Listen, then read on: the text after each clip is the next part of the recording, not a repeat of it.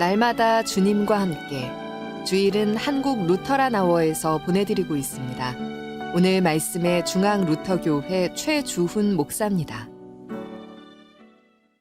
우리는 지난 주일까지 예수님의 부활을 제자들이 들었고 도마를 비롯해서 남녀 모든 제자들이 주님을 만났다고 하는 사실을 우리가 성경을 통해서 확인했습니다. 그러면 그 후에 제자들은 어떻게 살았을까요? 오늘 함께 읽은 요한복음 21장의 맨 마지막을 보면 예수님께서 세 번째 제자들에게 나타났다라고 하는 그 말씀으로 시작을 하는데요. 오늘 이 교회력 복음서 말씀이 바로 예수님의 부활 소식을 듣고 그 다음에 어떻게 제자들이 살았는지 보여주는 말씀이 바로 오늘의 복음서 말씀이라고 할 수가 있습니다. 오늘 본문으로 함께 들어가 보도록 하죠. 오늘 복음서 말씀이 요한복음 21장 1절에서부터 3절까지 보면 그 배경이 디베랴 호수라고 되어 있습니다. 사실 이곳은 다른 말로도 불리죠. 갈릴리 바다라고 하는 이름으로도 불리는 곳인데요. 또는 게네사렛 호수라고도 그렇게 불리는 여러 이름으로 불리는 곳입니다. 부활하신 예수님이 전에 예루살렘에서 제자들을 처음에 만나셨다가 이제 장소가 예루살렘에서 갈릴리로 그 무대가 옮겨집니다. 예수님이 잡히시기 전날 밤에 제자들에게 내가 살아난 후에 너희보다 먼저 내가 갈릴리로 가겠다라고 하는 약속을 해주셨는데 그 약속 그대로 예수님께서 이제 무대를 갈릴리로 옮기신 것입니다. 2절 3절을 보면 여기에 7명의 제자가 있었던 것 같아요. 이 제자들에게 이곳은 고향이었기 때문에 매우 익숙한 곳이었고 또 게다가 예수님을 만나기 전에 그 직업이 어부였었기 때문에 고향에 돌아와서 고깃배를 타고 밤새워 일하는 이 모습이 그리 유별나 보이지는 않습니다. 굳이 여기서 좀 문제를 삼는다면 이렇게 낙향해서 옛날로 돌아가는 게 정말 예수님의 제자의 모습인가? 라고 하는 물음은 좀 생깁니다. 고기 잡는 일 자체가 잘못됐다는 건 아닌데요. 다만 여기 있는 7명의 이 제자들은 3년 동안 예수님과 동거동락했고 얼마 전에 예수님의 부활의 소식도 들었고 부활하신 주님도 만났습니다. 그런데 지금 이 모습을 보면 부활을 모르는 사람처럼 예수님을 전혀 만나지 않은 사람처럼 그렇게 행동하고 있습니다. 이것이 바로 지금 고깃배를 타고 나간 제자들의 모습입니다. 우리가 흔히 그런 말 하잖아요. 말짱도루묵. 뭐예요? 원점으로 되돌아갔다는 말인데요. 지금 제자들의 모습이 바로 그 모습 같습니다. 그리스도인, 우리 그리스도인이라고 하는 말을 참 많이 하는데 그리스도인은 어떤 사람일까요? 우리는 예수를 믿으면서 그리스도인이 되는데 그때마다 각자마다 특별한 경험, 특별한 깨달음을 갖고 살아갑니다.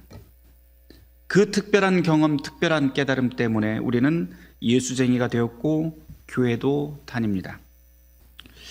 어떻게 하면 나에게 주어진 이 시간을 하나님의 뜻에 맞게 좀 더 가치 있게 사용할 수 있을까?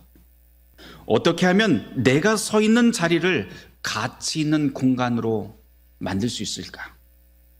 이런 생각으로 늘 그 생각을 실현하면서 사는 것이 사실 올바른 신앙의 과정이라고 할 수가 있습니다. 당연히 그렇게 사는 사람이라면 우리의 사소한 말과 행동 그리고 생각 모두 다 어제보다는 오늘이, 오늘보다는 내일이 점점 나아지는 삶을 살게 되겠죠. 그리고 우리는 이렇게 성숙해 가면서 우리의 모든 삶이 참으로 하나님의 은혜였구나 하면서 간증도 하고 찬송도 하게 됩니다. 이렇듯 신앙의 경험 그리고 신앙의 깨달음은 사람의 삶을 바꿔놓게끔 되어 있습니다. 그런데 문제는 따로 있죠. 예수를 믿는다고 해서 매번 그렇게 발전적이고 긍정적인 삶을 계속해서 나갈 수 없다는 데 문제가 있습니다. 우리의 실제 삶을 돌아보면 우리가 강렬한 예수 체험을 가지고 있다 하더라도 그런 거룩한 경험과 깨달음이 언제 있었냐는 듯이 은혜의 기억을 다 잊고 살곤 합니다. 예수님이 부활하셨다는 소식을 충격적으로 들었고 부활하신 주님을 만났지만 그 특별한 기억과 감정이 식어버린 채 원점으로 되돌아온 이 제자들의 모습이 어쩌면 오늘 우리의 모습입니다. 성경으로 다시 돌아가 보지요. 요한복음 21장 3절 말씀인데요. 제자들은 날이 새도록 그물을 던졌지만 아무 소득이 없습니다. 전직 어부였고 가장 잘하는 것도 사실은 고기 잡는 일이에요. 그런데 밤새 실패합니다. 사실 이 구절을 읽으면서 저는 단순히 이 제자들이 고기잡이에 실패했다라고만 읽히지는 않아요. 사실은 사람 낚는 업으로 소명되었잖아요, 7 제자들이. 그런데 지금 사람을 건져 올리는 그 일이 아니라 고기를 낚고 있으니 실패했다라고 하는 구절로도 우리가 읽어볼 수 있습니다. 그런데 이런 실패 가운데서 4절에서 실패 끝에 반전이 일어나는데요. 날이 밝아오고 있어요. 그런데 거기에 멀지 않은 곳에 부활하신 주님이 거기서 나타납니다. 제자들은 아직 그분이 누구인지 알아보지 못합니다. 요한복음 전체를 읽어보면 이 부활 사건 이후에 이런 일이 계속해서 반복해서 일어나는 걸 우리가 확인할 수 있습니다. 예를 들면 빈 무덤 앞에 서 있던 막달라 마리아, 예수님이 옆에 계셨지만 처음에 그분인지 몰랐죠. 엠마오로 가던 제자들, 도마, 모두 다 처음에는 다 예수님인 줄 깨닫지 못했습니다. 예수님이 옆에 계셨지만 모두 다 알아채지 못했는데요. 단순히 주변이 어두워서 그랬던 것은 아니죠. 성경이 굳이 이런 일들을 우리에게 보여주는 메시지가 있습니다. 그것은 이유가 있는데요. 그 메시지는 눈이 있어도 보지 못하고 귀가 있어도 듣지 못하고 곡을 하여도 애곡하지 않는 오늘 이 세대의 우리 모두를 향한 하나님의 탄식이라고 할 수가 있습니다. 그런 가망 없는 제자들에게 주님께서 5절 말씀에 이렇게 말씀하세요. 성경에 뭐라고 되어 있냐면 얘들아 고기가 있느냐라고 주님께서 말씀하십니다.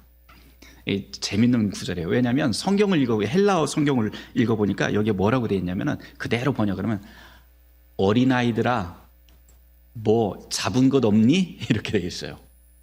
어린이라고 불러요. 제자들을 향해서 지금 뭐라고 말씀하시냐면 아이들아 라고 말씀하세요. 다 성인들인데도 불구하고 예수님이 아이들아 그렇게 불러요. 참 특별하게 들립니다. 그래서 왜 예수님께서 이런 말씀을 하셨는지 제가 이것저것을 찾아보니까 어떤 책에 이런 해석이 있더라고요. 원래 이 아이들아라고 부르는 이 단어는 사실은 군대에서 상관이 제군들을 향해서, 그러니까 장군이 앞에 있는 제군들을 향해서 딱 명령을 할 때 이런 단어를 사용을 한대요. 그런데 제가 보기에는 예수님은 상관이고 제자들은 부하, 이런 식으로 이해해서 지금 요한복음에서 이 단어를 사용하는 게 아니라 단어가 가지고 있는 말 그대로 제자들은 아직 자라지 않은 어린이, 실수 많고 여기저기 문제 일으켜도 여전히 귀엽고 사랑스러운 그런 사람들로 예수님이 대하는 말씀이 바로 아이들아라고 하는 그런 말씀으로 들립니다. 이 단순한 말 속에, 아이들아라고 하는 이 단순한 말 속에 예수님의 여러 가지 감정들이 함께 들어있는 것 같아요. 거기에는 부모가 아이들을 부르면서 다정한 목소리로 부를 적에는 사랑의 목소리도 감정도 들어있지만 거기에는 또 염려도 들어있잖아요. 여러 가지가 복합적으로 들어있는데 그 여러 가지 복합적인 감정이 바로 얘들아라고 하는 그 단어 속에 섞여 있습니다. 문제는 제자들이 그걸 알았을까요? 당연히 몰랐죠. 제자들은 그 음성을 듣고도 여전히 주님인지를 알아채지 못합니다. 예수님이 제자들 그렇게 부르시면서 뭐 잡은 거 없냐고 묻자 배 위에 있던 제자들이 아주 짧게 대답을 하는데 없습니다 라고 그렇게 대답을 해요.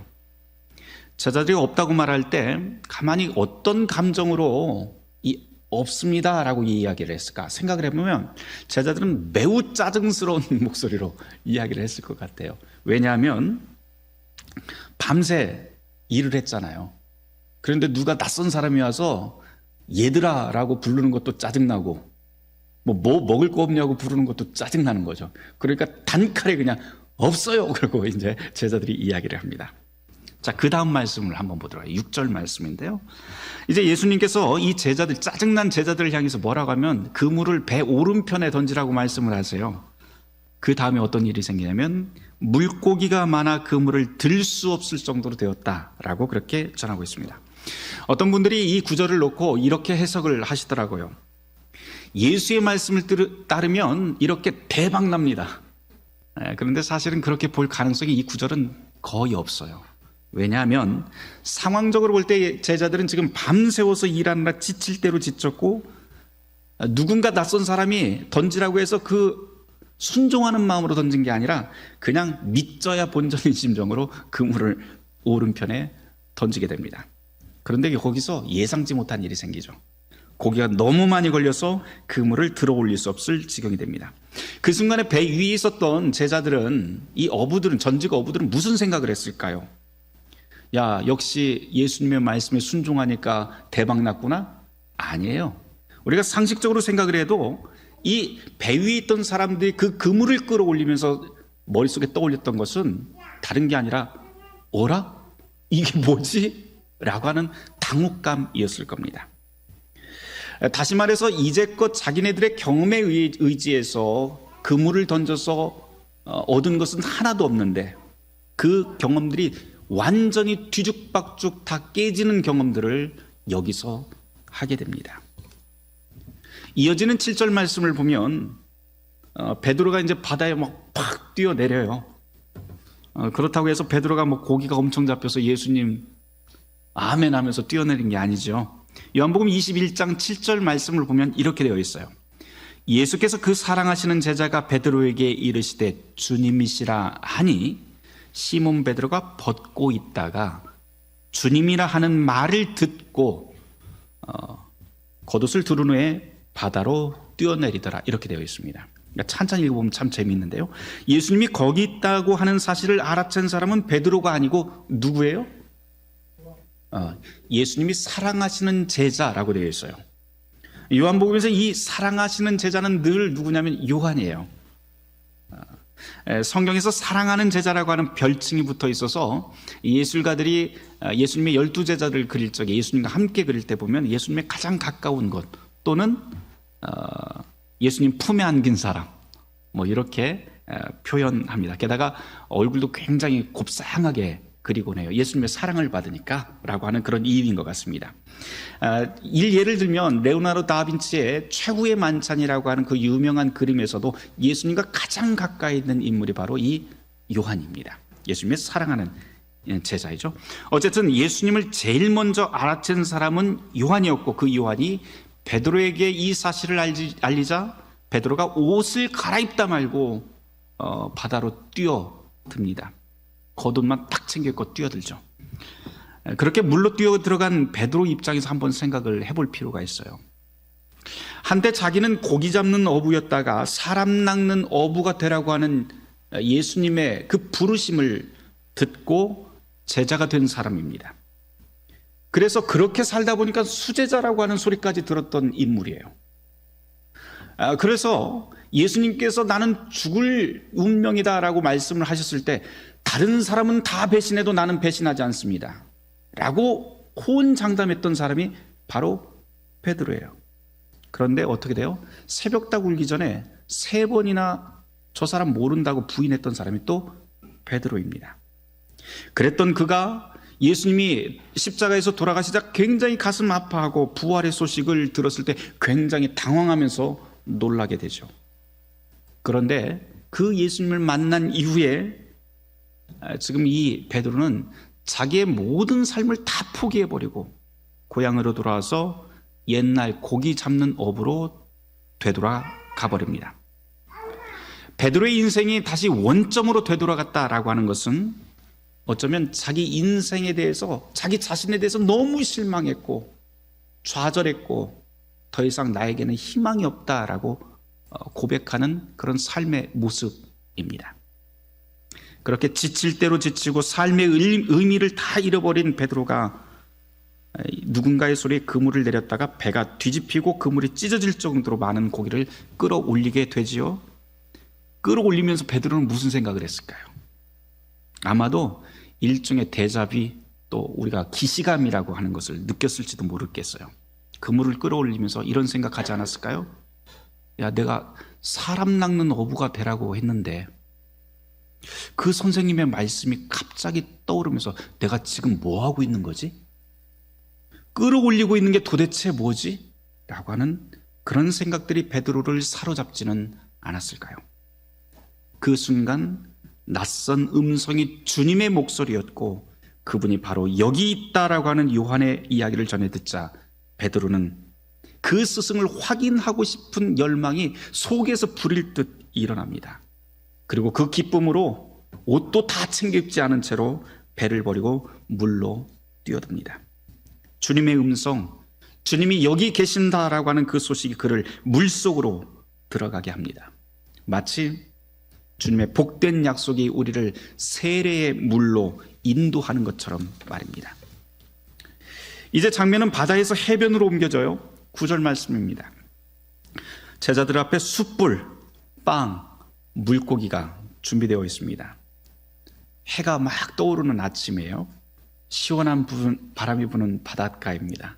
거기에 숯불구이가 있습니다. 듣기만 해도 굉장히 흐뭇해지는 장면이에요. 그렇죠? 누구든지 이 숯불구이라고 하는 소리에 입맛부터 다시겠지만 사실은 이 장면은 예수님께서 제자들에게 새로운 삶을 시작하게 하는 상징적인 장면입니다. 구약을 읽어보면 숯불과 관계된 많은 여러 구절들을 우리가 찾아볼 수 있는데 그것들 다 이렇게 통틀어서 보면 공통된 한 가지의 의미가 있어요.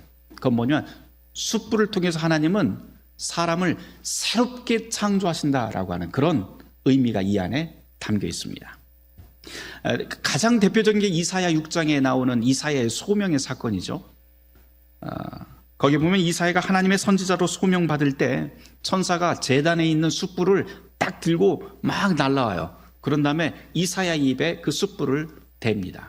그러자 그 다음 구절이 어떻게 되냐면 이사야의 이전의 죄와 악이 다 제거되었다라고 그렇게 우리에게 보고하는 장면이 있어요.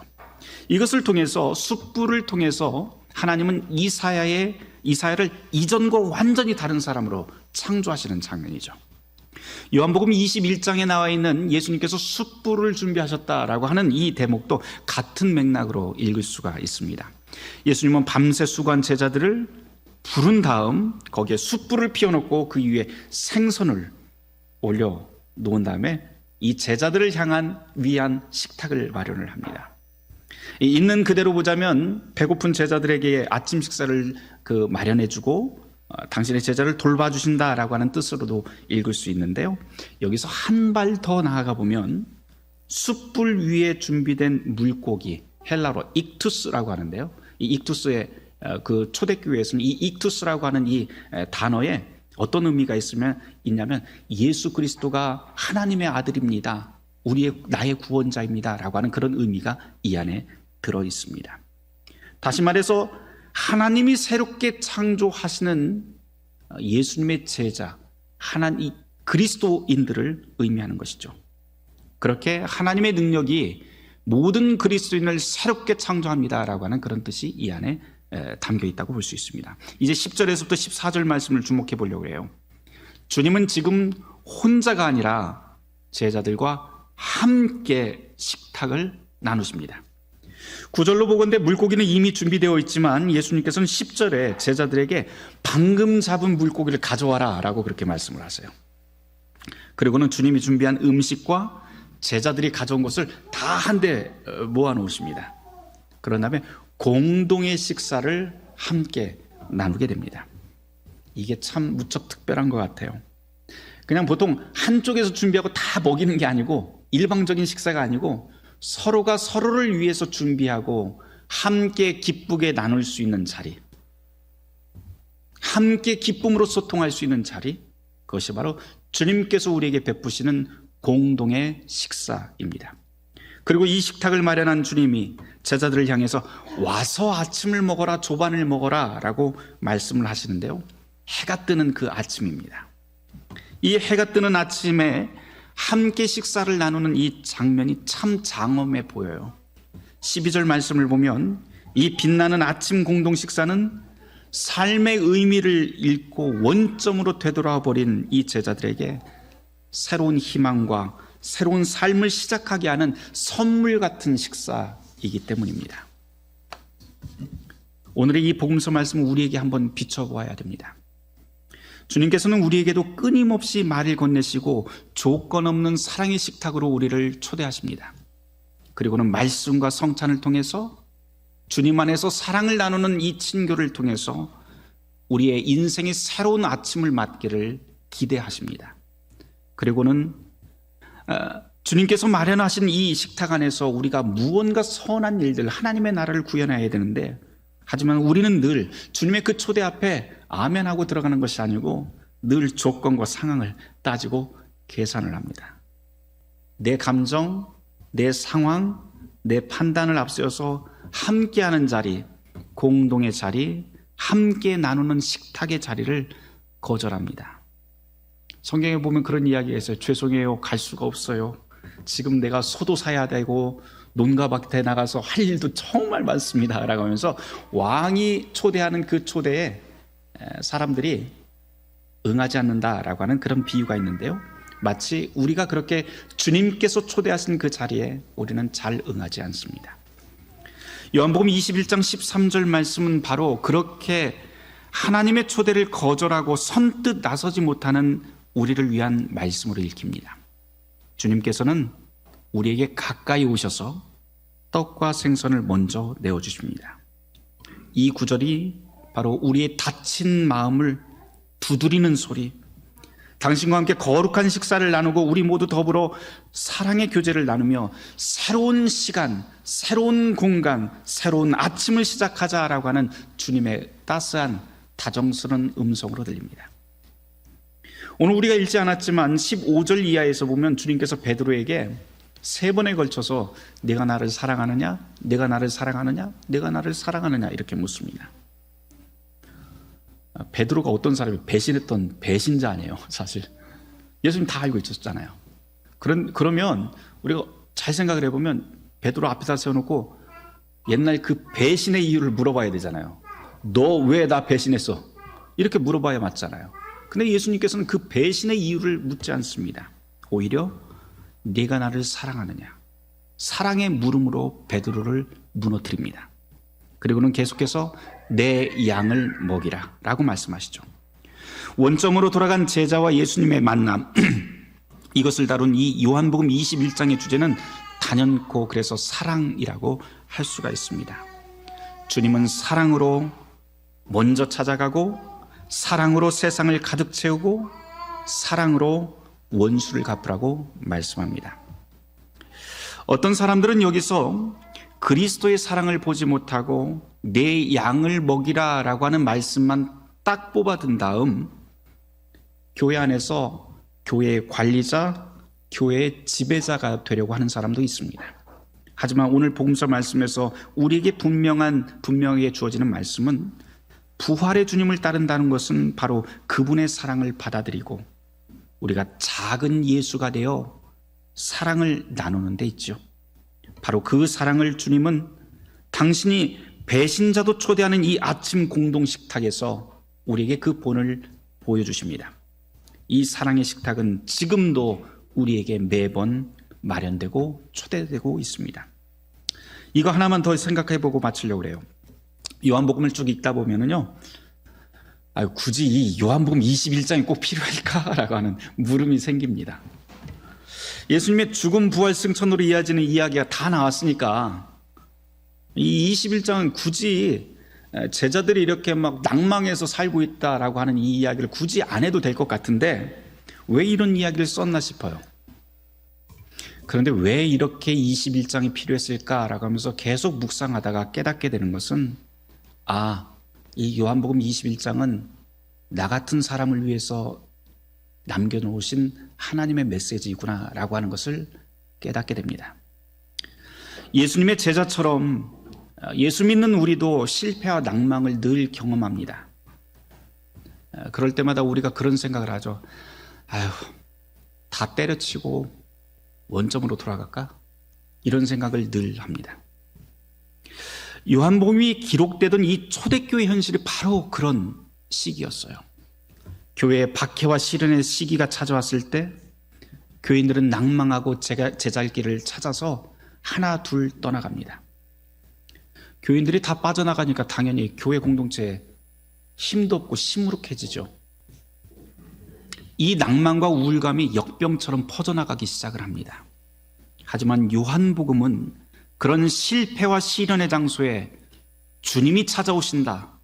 그리고 그 주님이 여전히 우리 곁에 함께 계신다라고 하는 사실을 웅변하면서 21장 말씀을 그렇게 우리에게 남겨놓습니다. 우리를 위로하는 거죠. 좌절한 곳, 실패와 시련이 가득한 곳, 희망이 보이지 않는 그런 쓴 물이 가득한 자리에서도 부활의 주님께서는 여전히 우리와 함께 하시고 우리를 만나 주신다라고 하는 것을 성경이 우리에게 전합니다.